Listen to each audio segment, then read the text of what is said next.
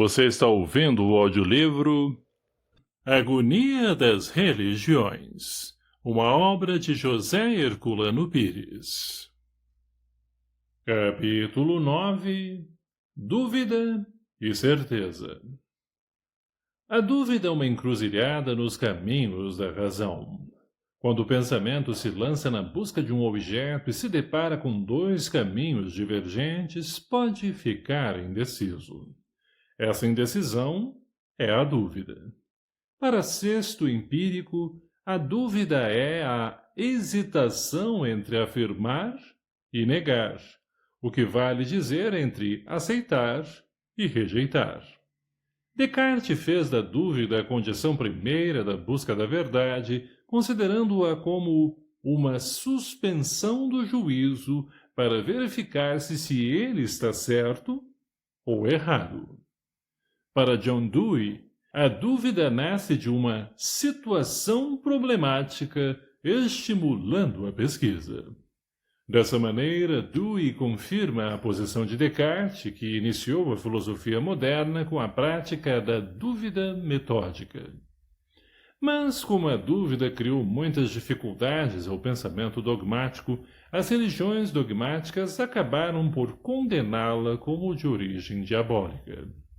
A frase de Tertuliano, credo quia absurdum, creio mesmo que absurdo, teve longo curso no combate às heresias. Como os dogmas eram considerados de origem divina, pontos fundamentais da revelação feita por Deus aos homens, estes não tinham o direito de duvidar, mesmo que os dogmas fossem aparentemente absurdos. Ainda hoje essa posição é comum em numerosas seitas e religiões, até mesmo entre pessoas cultas. Alega-se que a sabedoria humana é loucura para Deus, como Paulo afirmou, o que vale dizer que a sabedoria divina pode parecer loucura para os homens.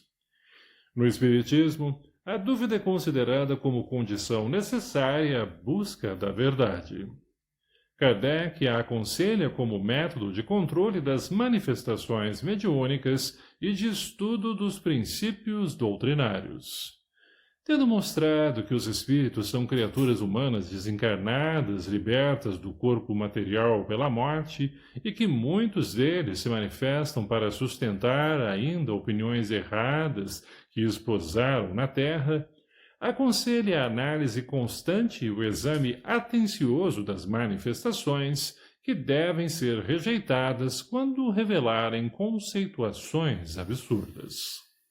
A crítica se torna, assim, elemento básico da filosofia e da prática espírita.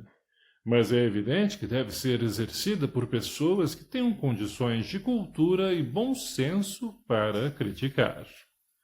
Descartes afirmou que o bom senso é a coisa mais bem repartida do mundo, mas advertiu que o emprego do bom senso depende de boa orientação do entendimento.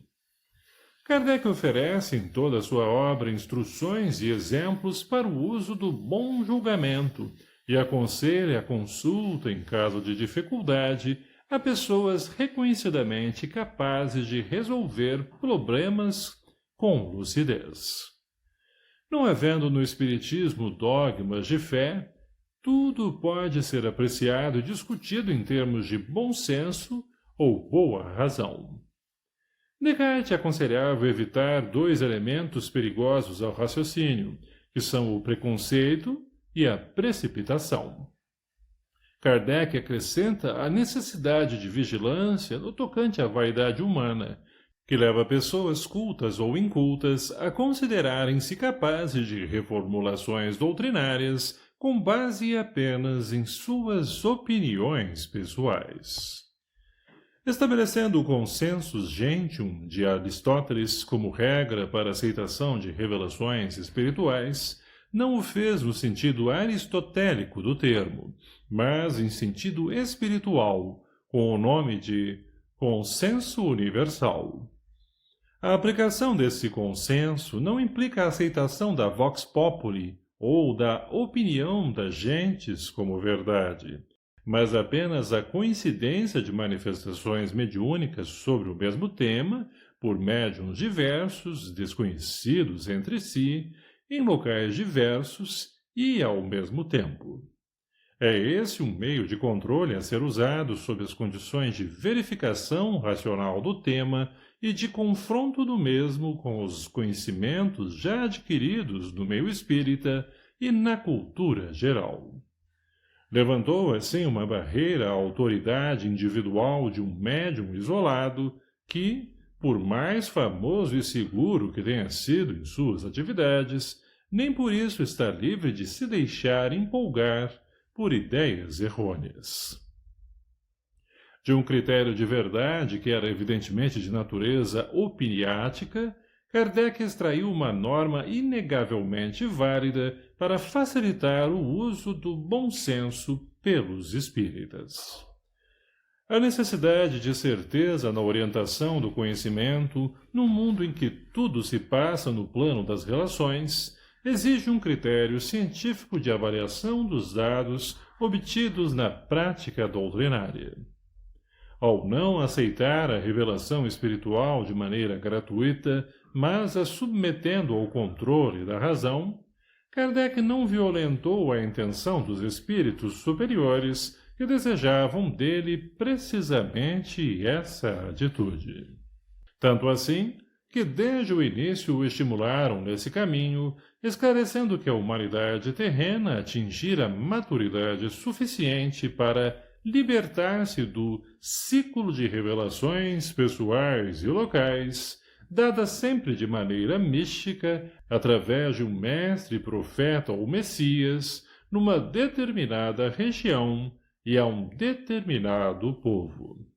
A última dessas revelações havia sido a do Cristo, que apesar de pessoal e local, já se abria ostensivamente para a universalidade, escandalizando os judeus apegados a um sociocentrismo milenar. A Terra entrava numa fase nova da sua evolução. As civilizações isoladas deviam fundir-se através de processos mais amplos e eficientes de comunicação. O mundo greco-romano chegava ao fim, objetivado pelo seu desenvolvimento. Um longo e doloroso processo de fusão de suas conquistas no campo do pensamento, do direito, da justiça e da espiritualidade deveria iniciar-se no caldeirão da história que foi a Idade Média, segundo a concepção de Dilthey. Essa fusão resultaria na Idade da Razão com o Renascimento, preparando o desenvolvimento da era da ciência e da tecnologia, que levaria o mundo a um progresso cada vez mais acelerado. A influência do cristianismo impregnaria todas as latitudes do planeta, arrancando da apatia nirvânica as grandes civilizações orientais e obrigando-as a seguir os padrões ocidentais. Era necessário que a passividade mística fosse substituída pela atividade racional na luta dos homens em busca da compreensão de suas próprias responsabilidades na direção da vida humana. Cumprida essa programação, a Terra já estava, em pleno século XIX, em condições de receber as luzes renovadoras de uma doutrina de unificação espiritual, capaz de guiá-la aos objetivos mais elevados de sua integração na comunidade cósmica. Muitas inteligências terrenas, aturdidas com as inquietações do nosso tempo, com as crises ameaçadoras de uma fase de transição acelerada e, portanto, violenta, perguntam se não estamos errados ao aceitarmos essa previsão histórica. O mesmo aconteceu na fase de desenvolvimento do cristianismo. Realmente, a Terra não parece ainda preparada para o salto cósmico que já vem tentando. Mas podemos notar, ao longo da história, que a técnica divina parece apoiar-se num princípio de tensão máxima para nos fazer avançar. A preguiça humana, a tendência à acomodação, o apego à vida como ela é, só podem ser removidos por meios compulsórios. O chicote do tempo tem de ser vibrado contra os vendilhões que o transformam em mercado, que não pensam em Deus, mas apenas no dinheiro. Só pelo impacto da dor o homem se liberta das suas mazelas para encontrar a vida em abundância de que Jesus falou. Os anos, os séculos, os milênios passam rápidos na direção da eternidade sem limites. Não podemos fermentar na terra indefinitivamente, como o faríamos se as leis divinas não nos forçassem a buscar com maior rapidez os objetivos reais de nossa existência. Todas as religiões atuais estão superadas pelo avanço geral da cultura terrena. Todas as estruturas sociais do nosso mundo estão perentas, isto é, extintas. A própria cultura, que nos parece tão avançada, arrasta-se ainda amarrada aos conceitos de um passado morto. A maioria da população do globo sofre o suplício de Tântalo. A miséria e as doenças consomem milhões de pessoas para que grupos de elites esbanjem fortunas colossais. Os gastos armamentistas sugam o suor e o sangue dos povos. O egoísmo não foi alijado dos corações e o exemplo do Cristo é encarado como simples lenda mitológica. A ideia de Deus se apaga diante da enormidade das ameaças e das calamidades que assolam as nações, mesmo as mais civilizadas. Seria absurdo pensarmos que essa situação infernal prosseguirá indefinidamente. O princípio da tensão máxima está em função de sermos forçados a avançar para situações mais dignas. Kardec viu tudo isso com extrema lucidez, como podemos constatar na leitura das suas obras. Por isso, não converteu o Espiritismo numa nova religião estática, segundo o conceito de Bergson, mas o ligou a todos os campos da cultura para que possa agir como uma religião dinâmica, aquela religião em espírito e verdade de que Jesus falou à mulher samaritana. Não há razão alguma para que a religião continue como um departamento estanque e privado, condicionada em sistemas arcaicos, marginalizada no campo cultural, em favor de interesses sectários. A religião é um dos campos vitais da cultura e deve integrar-se nesta em plenitude. Seus princípios não podem manter-se alheios ao progresso geral. Por isso, o Espiritismo fundou a ciência do espírito, que agora está sendo confirmada pelas conquistas mais recentes das ciências da matéria. Chegamos tarde à complementação do fiat da criação, mas estamos agora no momento em que o espírito se liga à matéria no campo das concepções humanas. A certeza em nosso mundo nunca pode ser absoluta. É também relativa, mas corresponde ao máximo possível de exatidão. Esse máximo é indispensável em todo o campo do conhecimento.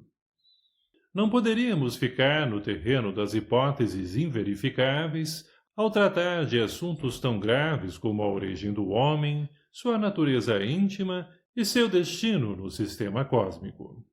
Kardec, à maneira de Descartes, pôs em dúvida todo o conhecimento religioso. Os fenômenos espíritas, como ele mesmo observou, estavam na moda. Instigado por amigos que conheciam a sua capacidade científica, relutou a princípio, pois duvidara da veracidade desses fenômenos, mas acabou aceitando o convite para comparecer a uma reunião. Ali constatou a realidade, mas não aceitou a sua interpretação espiritual. Procurou explicar a chamada dança das mesas como possível efeito de forças conhecidas. A eletricidade, a gravidade, o magnetismo, um suposto poder emanado das pessoas reunidas para aquele fim, e assim por diante. Mas não ficou nas hipóteses. Pôs-se a pesquisar o seu encontro com as meninas da família Baudin, uma de 14 e outra de 16 anos, médiuns excelentes, o que permitiu-lhe uma série de experiências decisivas. Foi com elas que recebeu todo o texto de O Livro dos Espíritos. Pelas mãos dessas duas mocinhas, nasceu o Espiritismo.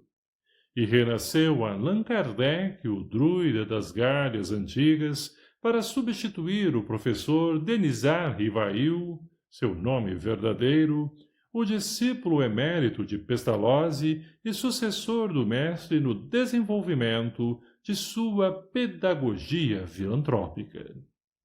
Dali por diante, numa sequência de 15 anos, as pesquisas prosseguiram, dos quais 12 na Sociedade Parisiense de Estudos Espíritas, por ele fundada e dirigida. Nesse período de 15 anos, Kardec elaborou os 5 volumes da Codificação do Espiritismo, 3 volumes de Introdução à Doutrina, um manual de Introdução à Prática Mediúnica, numerosos artigos para a imprensa e os 12 volumes da Revista Espírita, contendo, em média, 400 páginas cada volume. Em todos esses trabalhos, ele foi sempre orientado pelos espíritos superiores, como se pode ver nas suas anotações de obras póstumas. E sua conduta de pesquisador foi louvada pelo próprio Richer, o fisiologista do século, que discordava das conclusões de Kardec, mas reconhecia, em seu Tratado de Metapsíquica, o valor do homem que iniciara as ciências psíquicas na França e no mundo. Partindo da dúvida, Kardec chegara à certeza psicológica da sobrevivência do homem à morte corporal. Richer fizera um caminho paralelo ao da sua especialidade científica para chegar à certeza fisiológica dos fenômenos espantosos de materialização. Depois dele, outros muitos comprovariam a sua descoberta, mas não ficariam em meio do caminho. Avançariam como Crookes, Notzing, Zollner, Oshorovitz, Galley, Osti, Aksakov, até a certeza final de Kardec. Estava aberta nas ciências a fronteira da imortalidade. Dali por diante, os que pretendem reduzir o homem a ossos e cinzas lutariam sem cessar, até mesmo nas religiões, contra a maior e mais fecunda certeza científica da cultura terrena. Do Espiritismo nasceram todas as ciências do paranormal até a parapsicologia contemporânea. Mas os inimigos da certeza ainda continuam em nossos dias diante da evidência fulminante das últimas descobertas científicas, físicas, biológicas, psicológicas e astronáuticas, a insuflar com suas bochechas em fúria o fantasma superado da dúvida antimetódica.